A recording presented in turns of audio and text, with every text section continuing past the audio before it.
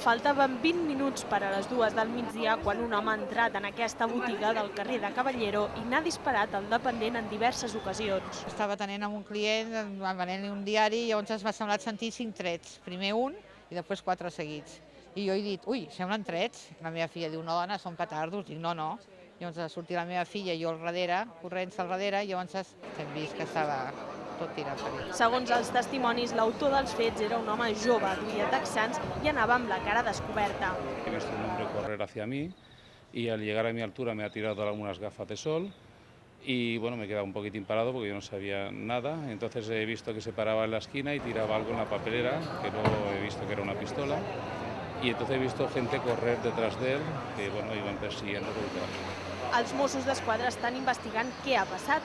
Tot i que no descarten el robatori com a mòbil del crim, el nombre de trets que ha rebut la víctima fa pensar que es tracta d'un ajustament de comptes. A hores d'ara, la policia tampoc no ha confirmat si ha detingut el presumpte assassí.